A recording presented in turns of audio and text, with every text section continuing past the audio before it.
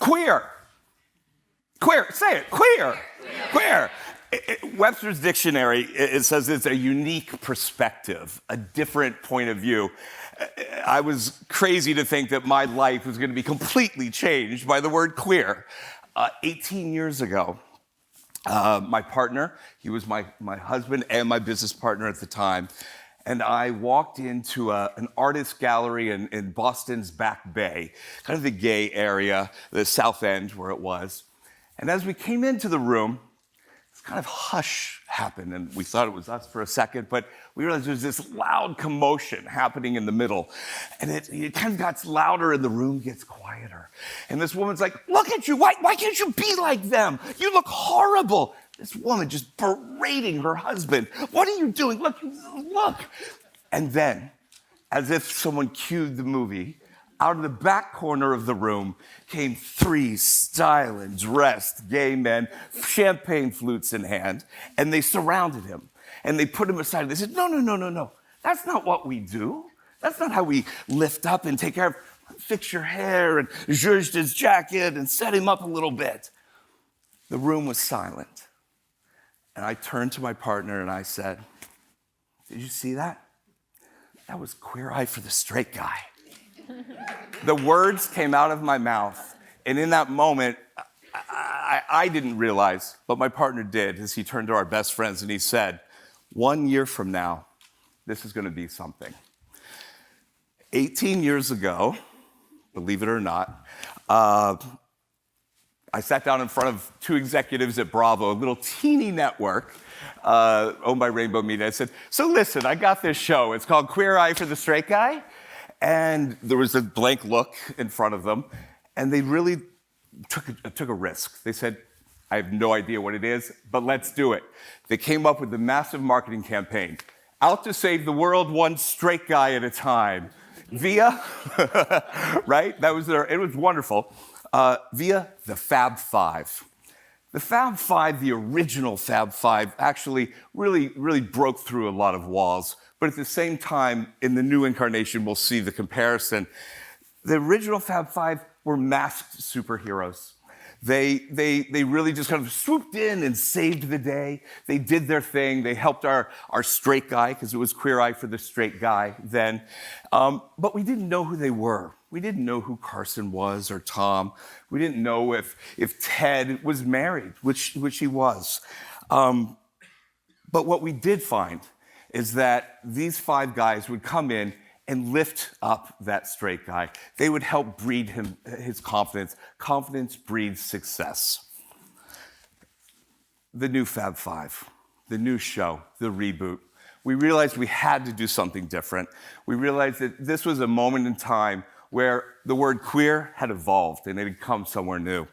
The new Fab Five, let's put it this way, they are not masked superheroes. These are very unmasked men who come out and tell their truth and share their stories completely as themselves. Our show really is about the hero. We call it the episodic hero. In each one of our episodes, that hero's truth and their story gets to connect with the Fab Five. The Fab Five get to share that Karamo, getting married next year. Tan, married to a nurse. A Muslim, married to a gay Mormon, a nurse, by the way, and he himself being Mormon. And Bobby, married to another doctor. We get to learn about them all, but we get to hear Bobby's story. Bobby's story was a lot like mine. I grew up in the Midwest of the United States in Ohio. Growing up in a very religious Southern Baptist church, where I was told every day, you're going to burn in hell. You're not the child that you're supposed to be. He had the same thing. Our hero, Mama Tammy, which I'm going to show you in a minute, really, for me, epitomizes why the show has transformation, why the show's working right now, because Bobby got to share his truth, and she got to share her truth, and it's through that we get to see what's next. Believe it or not, that was completely and totally unplanned. It wasn't part of the production day. It wasn't part of the story. Mama Tammy's journey as the hero culminated here in her epiphanic moment. She grabbed the microphone to her own church and did this amazing, amazing speech. it's through that we really realized that this journey for our heroes means more than anything. It's truly, it's life-changing. Most of our folks now and our heroes have gone on. Mama Tammy, by the way, speaks at churches across the United States. She speaks at events, and she's really passing it forward. This also really spoke to us at Scout and myself personally about our philosophy and our filter about making content, about creating television. And it really was a wonderful epiphanic moment for us as well. Transformation through information told with comedy that has heart. That filter is what we put through all of our programming at Scout. It's quite simple. If you boil it down, transformation through information, I'm going to share with you, you're going to share with me, and by sharing our truth and connecting, I'm going to lift you up and you're going to lift me up. And when we do that, we get to see each other for who we are. We get to change. We get to have that unbelievable realization that I am good, I am strong. Confidence breeds success, and when we get to share that, it really does happen. Ultimately, it's an inside job. These Fab Five do an amazing job of sharing their stories with our heroes, and we get to see those heroes truly see results. Did I think 18 years ago when I was standing inside that art studio that was going to be the purpose behind this? No, I didn't, but wow. What an amazing opportunity, but also an amazing responsibility. I wish I could make hundreds of queer eyes. I wish everything was a queer eye, and so do the buyers. But I can't.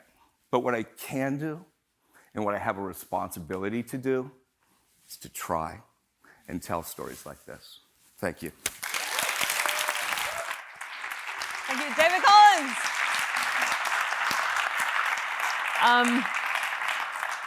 I cried in that clip. Did you cry? Yeah. Like that, like I was gone. Yeah, and can I just say that I met Jonathan Van Ness with long hair at the Montreal Comedy Festival, and it was amazing to see the reaction just to him walking down the street. It was like he was Jesus. People were trying to touch him, people wanted to hug him, and people across all demographics too, and groups of big drunk guys, intimidating groups of guys, like lads, that just wanted to hold him and kiss him. Yeah, it was incredible, yeah. He's come out as non-binary. Yes. So there's this beautiful sense of himself that whether he's in a dress with heels or jeans and a t-shirt, yeah, he is himself, and it's beautiful to watch. Yeah, and in the new season when they go to his old school. They go to his high school. I mean, look. Doesn't get, okay, anyway.